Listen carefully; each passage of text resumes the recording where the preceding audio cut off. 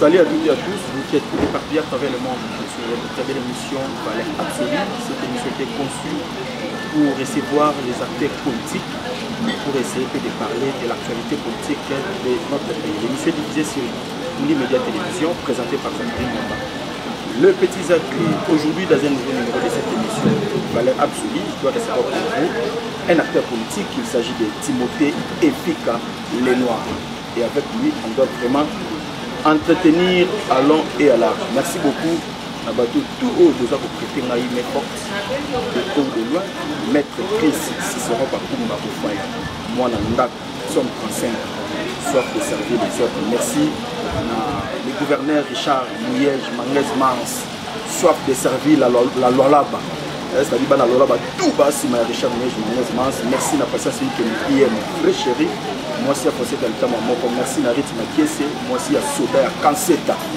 Merci ma pensée avec Makiese, toujours on a pour Ekende, merci na Jolie Moadi, merci na maman Françoise Bouta, en direct des États-Unis. Nous avons mon activité efficace, le nord au lieu pour cela. Moi, l'actualité politique, déjà, yélé à Kosaranate, et tellement de joie parce qu'il y a vraiment mon tour à décortiquer à Ramasolo, Lengue et Longo Banisali,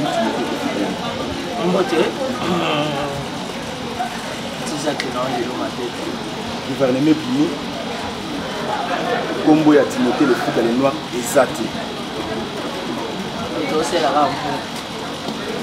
Mais yo le bail Fachi Combo le tapis de n'a que sur le ministère. Eh Fachi n'est pas chef de l'État, pas la main à choix de faire bien. Soit que le comment ni FCC aux ni cash, soit que le comment parce que gouvernement de mes coalition à FCC cash. En dehors il y a kozala na FCC en dehors il y a na cash mo ben d'abord réalité. So yo ben d'abord na miracle nini. Na miracle ga ya nzomo to anzo mo ngoti. Konzo mo ndende oyo mo lo bala. Ko pesa makambo. Facha o pesa makambo. Toza biso na biso ba ta raison mo. Yo bite ke za na raison ile ki FCC na cash. Ya raison zo pesa makambo. Yo wana photo na PM na Bruxelles. Et ça va raison zo pesa makambo. Ça veut dire que Bolinga Timothée le Nord aux années. On a besoin d'un FCCT, on a besoin d'un KHT, on a besoin d'un servir l'école et les chefs de l'État besoin de jeunes comme ça.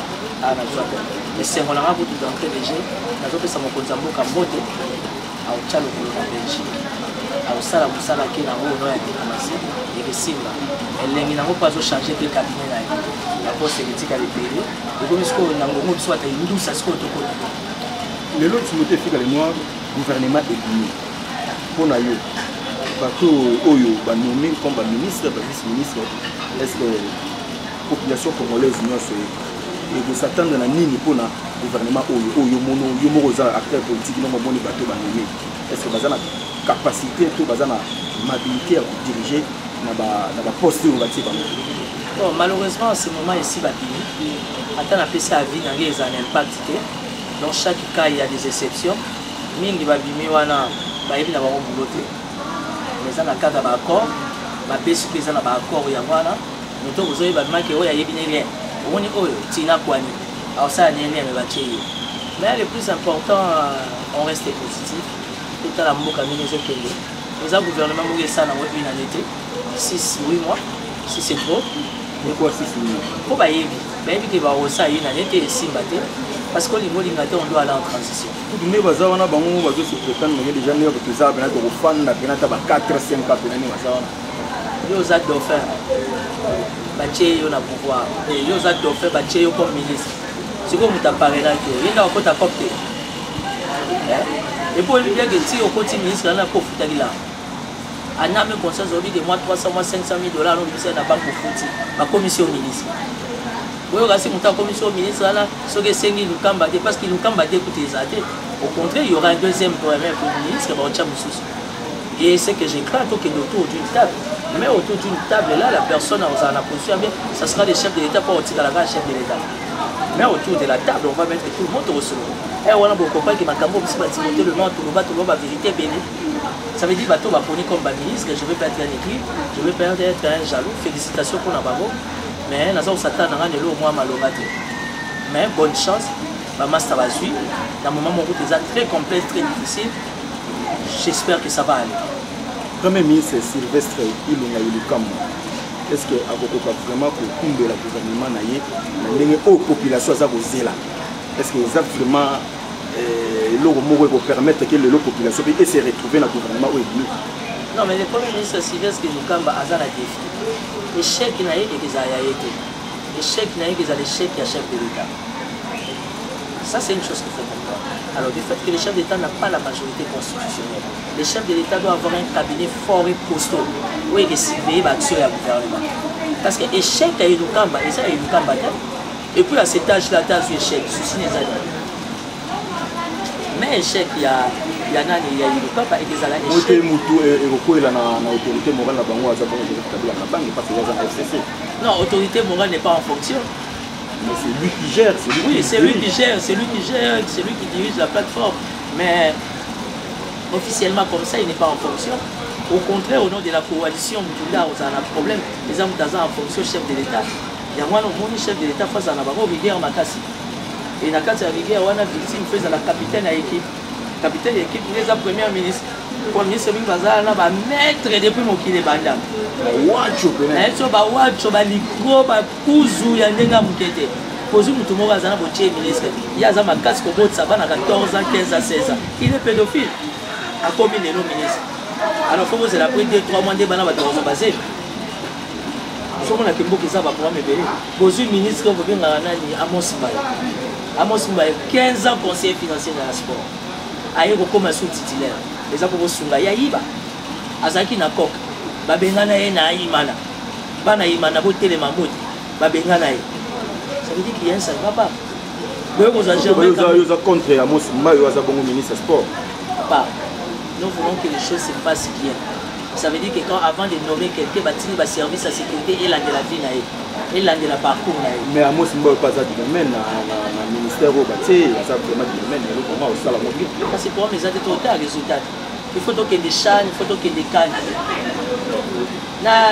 vient na ngedi kam an bo ya na deni kambani to mesanaka to bika avant match mo oya ya yedi oya matali dibala oya siko bo pesi sport et pas ministre a côté ya biso bible be to luka bangaka ni pas kota on est pas la bible ye ba kota total a écouter na eso ke yoka na bible azo mema ko ezala ngondenge na ba tu peux jamais être na milieu ya sport ya robeta sur la bible simba parce que le sport particulièrement le football est un bon langage à la boue.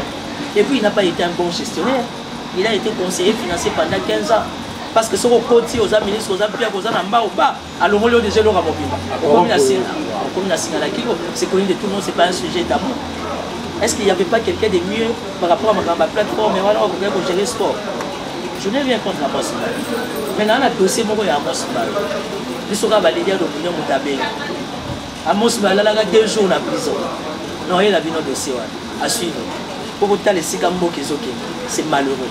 Surtout la population à s'attendre à être dans le gouvernement ou comment? Parce que nous sommes comme si la population aux années dessus dans le gouvernement où il y a non, la population à s'attendre à la vigilance et le chef de l'État.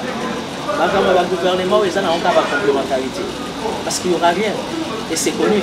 D'abord, le Premier ministre a parlé toute la nuit, a chronométré le remonté, et puis chiffre exact, il sait quelle sera sa politique. Sami Badi va présenter un chiffre. Chiba a présenté un chiffre. Nous connaissons un chiffre, il a présenté un chiffre. Comment voulez-vous que la classe dirigeante, par rapport à l'attribution au ministère, est avancée? Parce que quand on parle de tous ces ministères, malgré qu'ils ont généré, mais ils ont besoin de il y a un fonctionnement avec quel moyen? Les lots, il y a gratuité d'enseignement, félicitations. Je félicite les chefs d'État. Là-bas, à l'école, à l'État, on a récupéré Kimbo. Mais tout ça, c'est l'effectivité. On a le mois octobre. Parce que le chef de l'État, quand il a long enseignement, il a long à 70 à 80% à pouvoir. Oh, il y a FCC, oh, on a 4 cabinets, c'est maintenant que le chef de l'État doit ouvrir les yeux. Gouvernement ou pas gouvernement, il doit être seul comme étant aigle. On a aigle dans Matarade. Aigle à Mataraye, mon gars, pigeon, on déconne, ça sert à on a c'est beau. Le chef de l'État doit être à la hauteur, il y a du lot par l'année.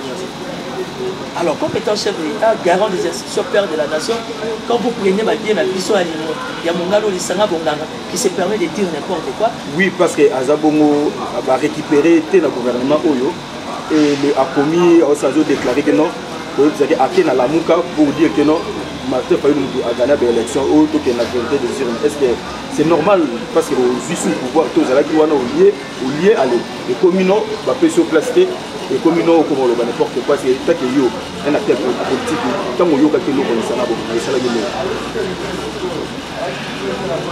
comment on appelle on doit arrêter les Sarabona. On doit arrêter les Sarabona. C'est tout ce que moi je demande à papa François Bellé. On doit apprendre à respecter les chefs de l'État. On doit apprendre à respecter la première institution de la République. Il faut pas respecter les chefs de l'État. Pourquoi vous obéissez les comment dans la série le ministère il y a PME la zute. Et on peut ça encourage la chef de l'État. Et ça l'éducation comment les Sarabona ont tous à la ministre avant de la chef de l'État. Les lois l'heureux avant de faire c'est que il n'a jamais été élu. Tazara élu c'est pas eux. On a un chef de l'État là dans l'État. Il y a un peu de nazo raisonner à Chine arabe. Nazo raisonner à Mukamate.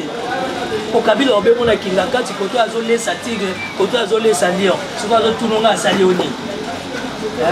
Et ça, papa, au sale hémorragie, au sale accidenté, on doit apprendre à respecter les chefs de l'État. Imaginez tous les ça un tout petit ministre comme il sera qui commence à s'attaquer comme ça au chef de l'État. Papa, toi, on a ça matin. Puis c'est là qui va poster tout de suite. Il y a des synonymes à finir. Ou bien synonyme, il faut continuer à analyser dans l'axe de quoi je suis capable jusqu'à ce que mon produit va les qui n'ont pas pu n'amonia pour les mini aïe avant la paix à tout un mollet long. Il sera bon garana et Makawasa qui a kunate bobé la onye. L'Égypte tombe de Megina. Amemi moi si naïe, maman ya bana, amemi na oya kende ko mema, baké bunda kuna délégation RDC, basi baké bunda la ministre. C'est parce que c'est la honte pour le pays. Alors la carte de l'État de droit, on devait d'abord l'interpeller par l'année ou bien la CNS, mais Batiki. Et là maintenant, parce qu'il n'a pas été nommé ministre, a commis au manqué. Ça c'est manqué là. Non mais écoutez, moi comment bon ça ça c'est manqué. Le chef de l'État, papa. Le chef de l'État, on ne peut pas lui parler comme ça. Vous parlez à la première institution de la République, chef de l'État. Beaucoup de gens bongoté. Tant basolana mon konzi bazana moi retenu, bazana moi diplomatie. Yo ke no bageno ba vota Félix te, ba vota Fayulu. Oh, police nga bonga na ndako na ba kutu na ndako na mboko azana. Donc et ça va débat moko comme on dit en français, ça va débat moko terre à terre.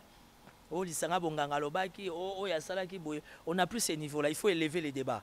Tu dois envisager biloko minene pour l'intérêt mboka. Alors des gens qui sont bas comme ça, il faut les oublier. Merci beaucoup Timothée Lenoir. Tout sur l'affaire 15 millions. Au directeur, il y a cabinet, à chef de l'État, Excellence Vital Kamere, Ndenge, et ça aussi qu'il est que non, allié 15 millions à détourner Yango. C'est vrai ou faux? Je ne sais pas te certifier, mais c'est vrai que 15 millions est Bungaki. Je ne sais pas dire que ça Kamere.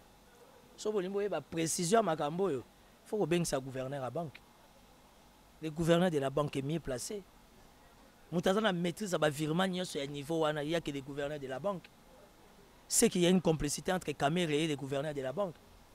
Alors, le chef de l'État, Kamere, il y a un parce que un secret belé, politique est un secret. Mais si aujourd'hui on condamne Kamere, qui a eu soi-disant 15 millions à l'année, il va bien qu'il y ait un arrêt à Molar.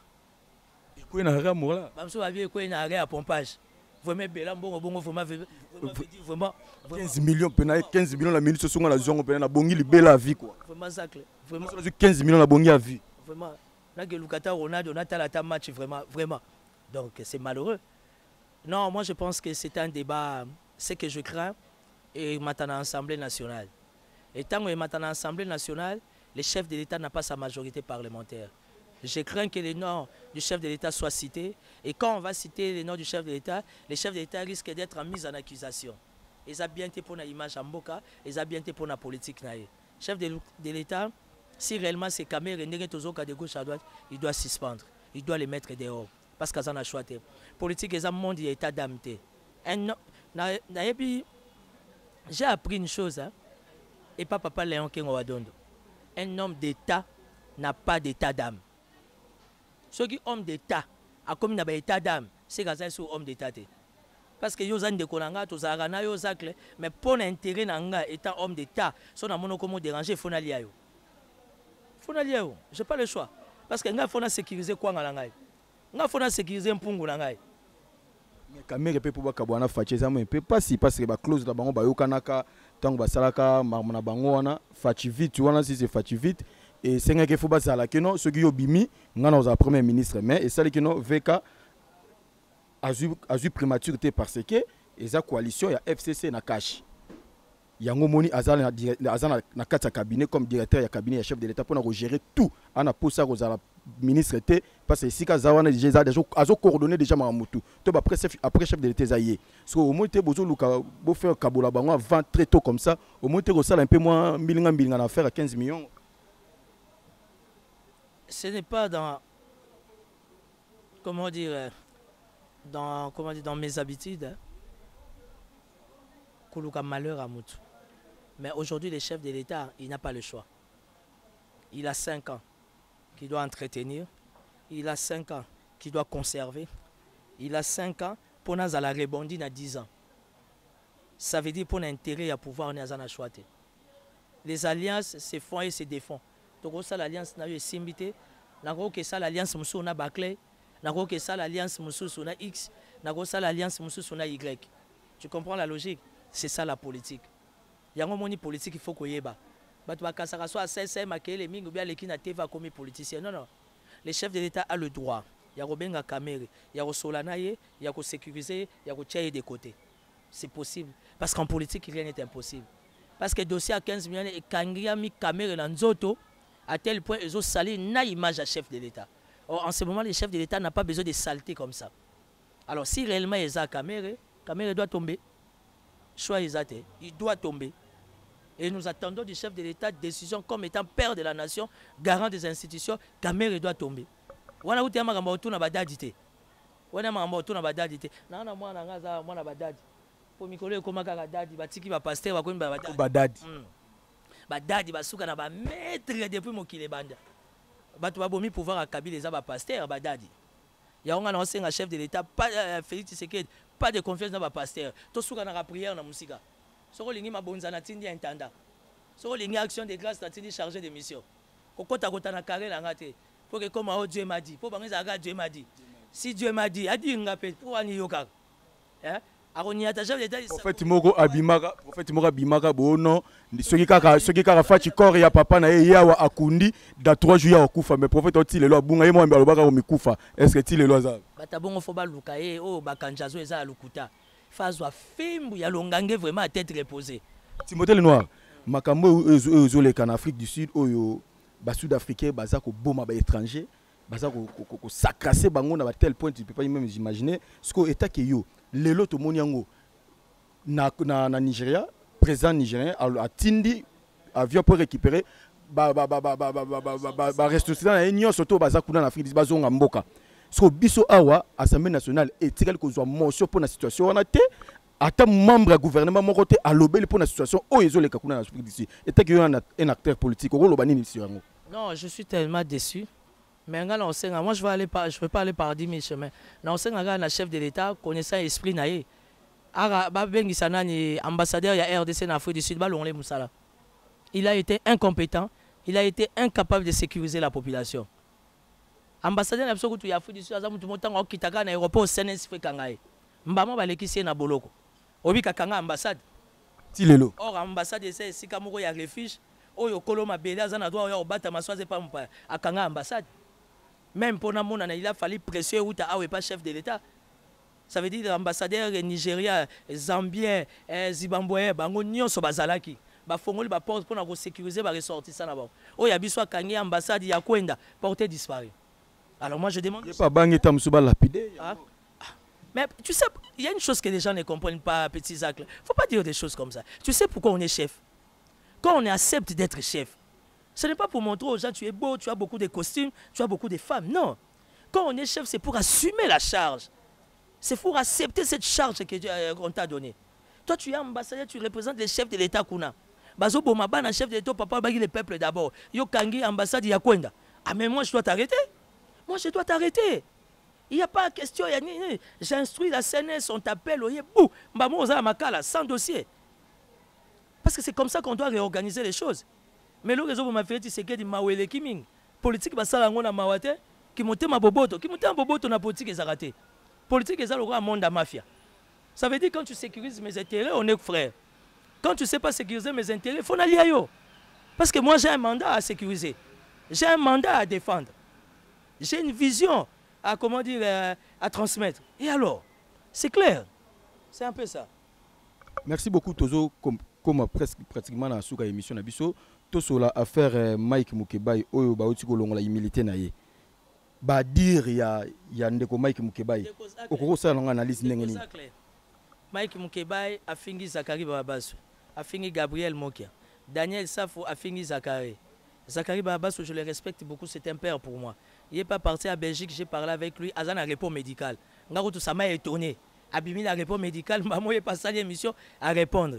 Papa Langa Mokia Kunape a fini Mike Mukebai, mais sans le savoir, a fini ma personne vivant avec handicap. Ça veut dire qu'on n'a pas besoin de ça. On n'a pas besoin de ça. C'est pas ce que la population attend de nous étant des leaders. La population attend de nous tout ça, analyse, tout proposer piste à solution. La population n'a pas besoin de nous dans les farfelis, dans les blablabla, dans des histoires non fondées. Non, non, non, non. Je crois qu'on n'a pas besoin de ça. Kolongola humilité, Balongola humilité na l'Assemblée. Mike Mukebai, il a ses erreurs, il a ses défauts. On a Mike Tobé Bani combien de défauts? Tobé Bani Mbale, belle par rapport à l'attitude, à la réaction. Mais comme on est frères, on sait toujours se mettre autour d'une table et parler. Godin Poye Kassayen, Mike Mukebai Kassayen. C'est un problème entre Kassayen et Kassayen, Eliezer et Kassayen, Zakari Babasso et Kassayen. Moi je ne suis pas Kassayen, ça veut dire que Nazal limité. C'est un problème entre Kassayen et Kassayo. Ce que Simbite na Lingala, Babeta Mnogamboka. Et par la Congo, Babenga, Makasu, Ntsamba, Luzibu, Bovandi. Et pas Bangala, Bamaka Gene, Bomelia Gene, Monsieur Telebinonioso, Bolier, Bamakasu, Aleba, Bobandi, pour parler. Ça veut dire que Bazo reflétait image à la République. Ça ne sert à rien que les gens s'exposent dans le programme. Moi, je suis en conflit avec beaucoup de gens. Je sais qu'il y a beaucoup de gens qui ne m'aiment pas. Mais je ne me donne pas les plaisirs. Godin Poy ne veut pas me donner mon argent. Il y a une indemnité de sortie au nom à beauté. Et ce qui a fini Godin Poy. Gentini Ngobila, en tant que gouverneur, excusez-moi, il est incompétent. Et le but est qu'il a fini. Mais la Sophie. Qui ne peut pas tout ce monde a été macambonné. Qui ne peut pas. Qui ne peut pas. Qui ne peut pas. Oui, ça la vente dans la Kini, Barre Bandego font déjà 8 heures, barre font mis à les titres, ok, ils ont dérangé même. T'as pas de norti, mais le lot aujourd'hui, mais respect, on est commis. Barre Banda 18 heures, bon, église. Bon, église. Toi, on a une ambiance. Na évité que en Afrique, Kinshasa, c'est la capitale de l'Afrique. Kinshasa, c'est la capitale de l'Afrique. Na cadre d'ambiance, na cadre de vraie chérie, na cadre de mutu politique. Nous sommes une ville, nous sommes un pays, tout ça référence, surtout au niveau à Grand Lac.